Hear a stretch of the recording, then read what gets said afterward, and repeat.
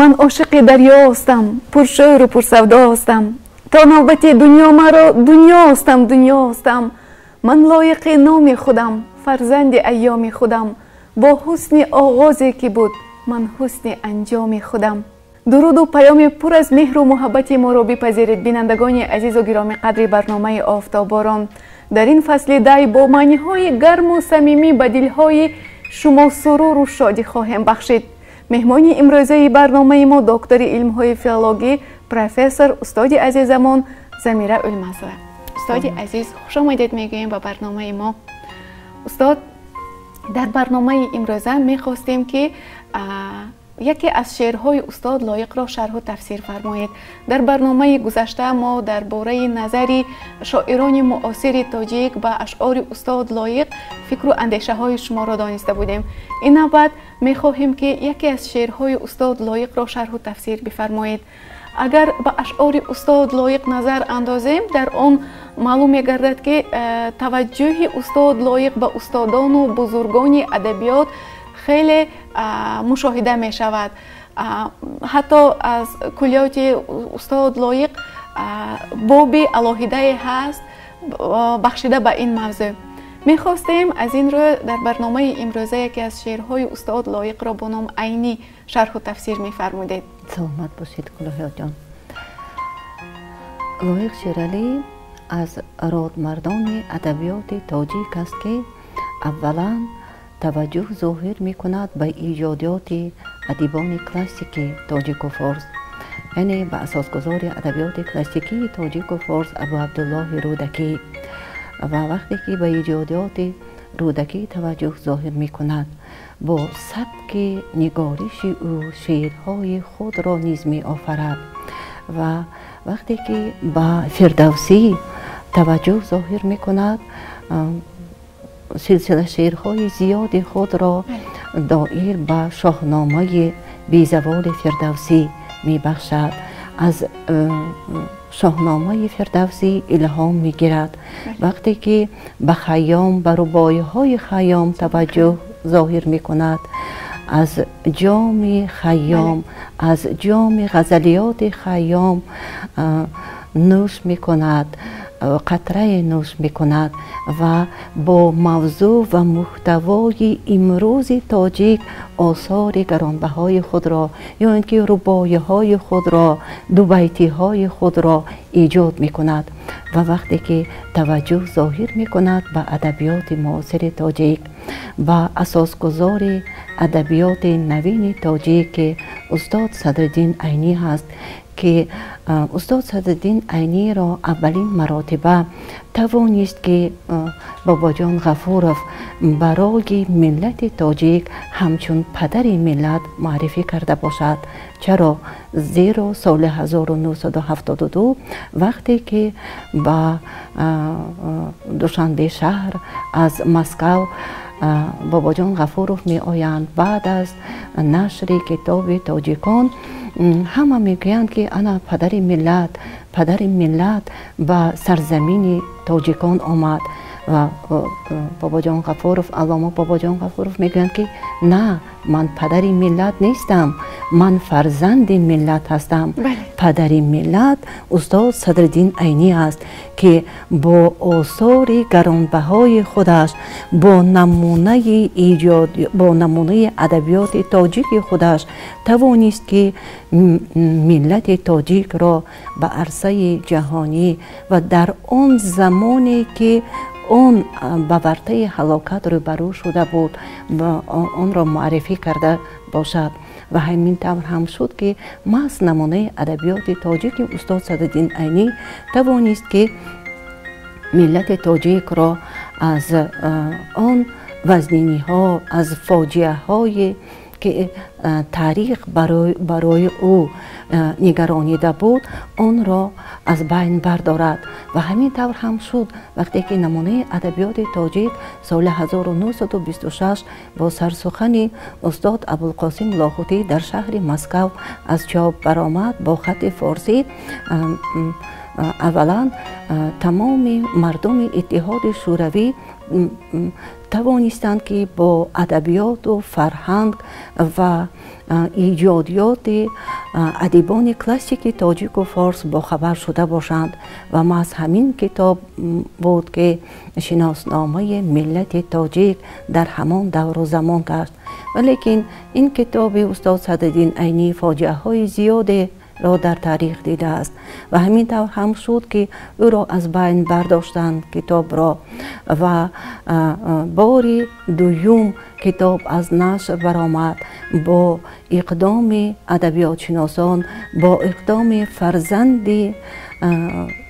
فرزانه استاد صدرالدین عینی نمونه ادبیات تاجیک از سر نو زنده گردید و این محض و شرافت استقلالت ملی را به دست آوردن تاجیکستان هم بود و همه آن مهنت، صداقت، همه آن تلاش های را که استاد صدرالدین عینی در برای پاسدار ماندن هم ادبیات و هم ملت کرده است، در همین شعر 69 مصرعی خودش استاد لایق آورده است و این شعر عینی نام دارد.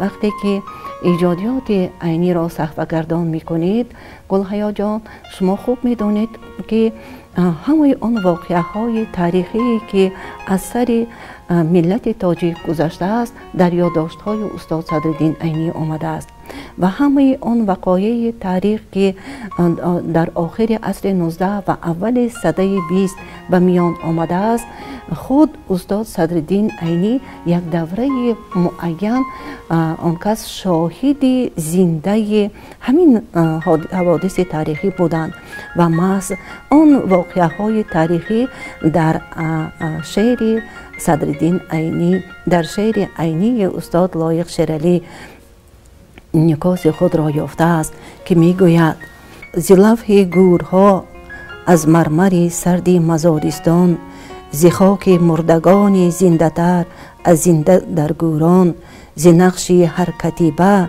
نقش ناخون در تن زندان، ز ساحل های بی دریا ز دریاهای بی جریان، تو ما را کافتی استاد، تو ما را یافتی استاد.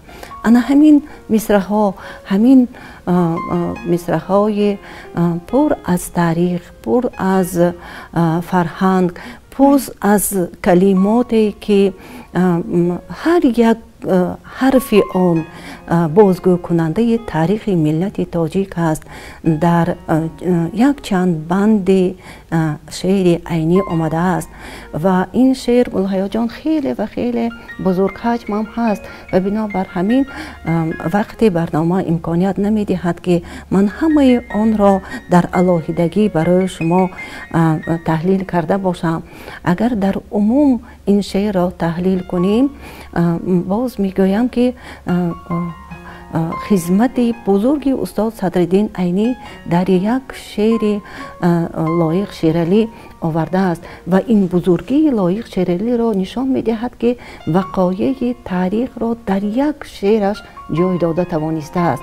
هم آن ضربه های بسیار وزنینی که از طرف پادشاه شده است، 75 در زدن پادشاه را، امیر را من در نظر دارم که تخت پشت استاد صدرالدین عینی را اینقدر مجروح کرده بود و استاد صدرالدین عینی در ورطه هلاکت بودند که انقلاب سال 1920 آن کس را از این زندان پردهشت امیری امین نگاه داشته بودند و این تصویرها در شعر لایق شیرعلی هم هست و وقتی که ما میگوییم که تو خود، استاد لایق میگوید که تو خود یک انقلاب در شعور مردمان بودی، تو خود یک استراب در نهان این و آن بودی، برغم آن همه کوران تاریخ نجیب ما، تو چون مشتی گره بسته چو تیری در کمان بودی، تو از ما ساختی ما را، ز ما بشناختی ما را. و این بیدرک نگفته است استاد لایق وقتی که لایق داننده خوبی تاریخ ملت تاجیک، آن نفر هست که فرهنگ و تمدن آفر است و توانست که آن مهنت و رنج اذیت استاد صدرالدین عینی را در همین مصرع‌ها انعکاس کرده باشد. بس از خاکستر خاموش آتش‌ها فروزانده، شررها بسا از سنگ‌های سرد رویانده، سریگوری نیاگان مشعله افروختی از مهر، از این رو همچو مشعل در سری دستی زمان مانده. چونین اندر جهانی گردگردان، چونین اندر جهانی روح آزادان، بزرگان را بزرگان زنده می دارند، بزرگان را بزرگانی دیگر پاینده می دارند. این مصرع‌های هست که در صحیفه های طلاگین تاریخ باید نوشت.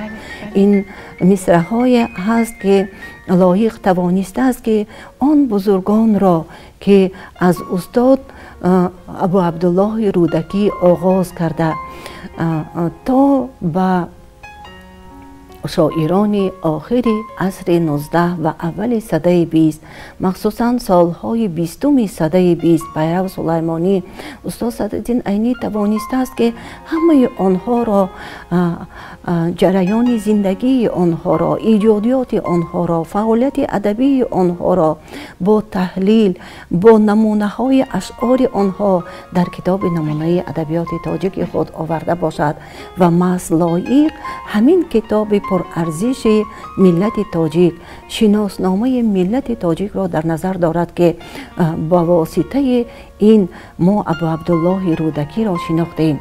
چرا؟ زیرا وقتی که سالهای 40 سده 20 امکانیت پیدا شد و استاد صدرالدین عینی دریافت از یک خدمتگزاری که ابو عبدالله رودکی بر این یک شاعر در پنجرود بوده است و ماس با واسطه صدرالدین عینی، با اقدام صدرالدین عینی اکسپدیسی ادبی، اکسپدیسی تاریخی به میان آمد که از شهر سن پترزبورگ چند عالمانی برآمد آمدند، شرق شناسانی برآمد آمدند و قبر ابو عبدالله رودکی را کشادند و معین گردید که در کدام عصر و